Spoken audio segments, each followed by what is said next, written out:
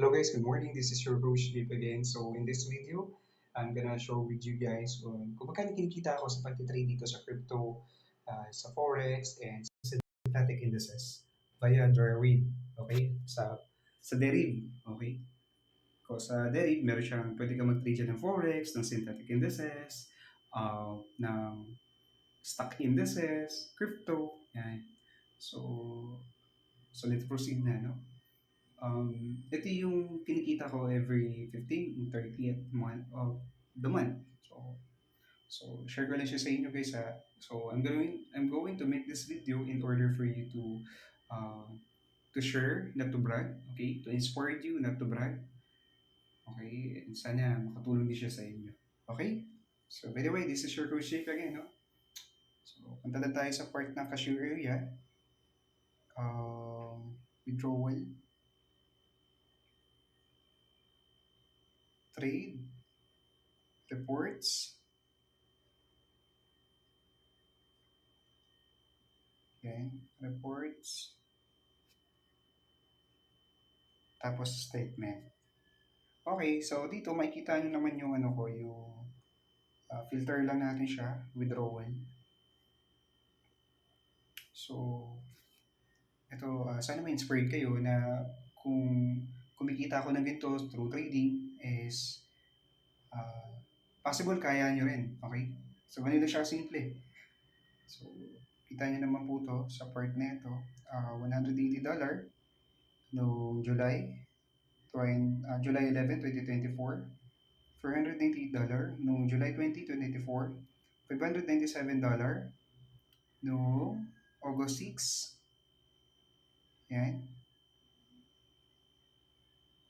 Withdrawal, $587 noong August 6 yan. So, yun yan, nasabi ko siya. Ito, $500 withdrawal noong August 2026, 2024. Tapos, $609 noong September 18, 2024, withdrawal.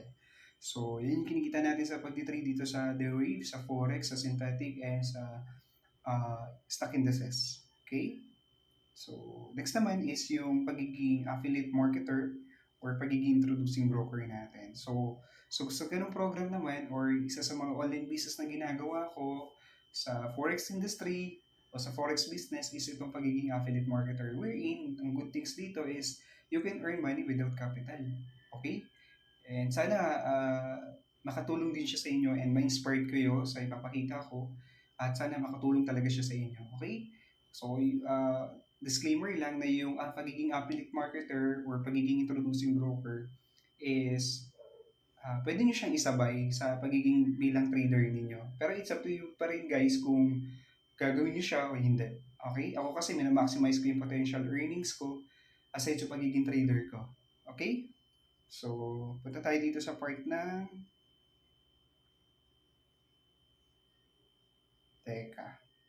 I-post ko lang siya sandali kasi i-open ko yung affiliate login ko at bawal siya makita yung, syempre, yung username password. Okay, wait lang. So yun, nakalagin na tayo dito sa Deriv. So, punta lang tayo sa finances. Tapos, report. So, unahin lang natin yung part ng July. Lagay natin dito, July. So, July 1, 2,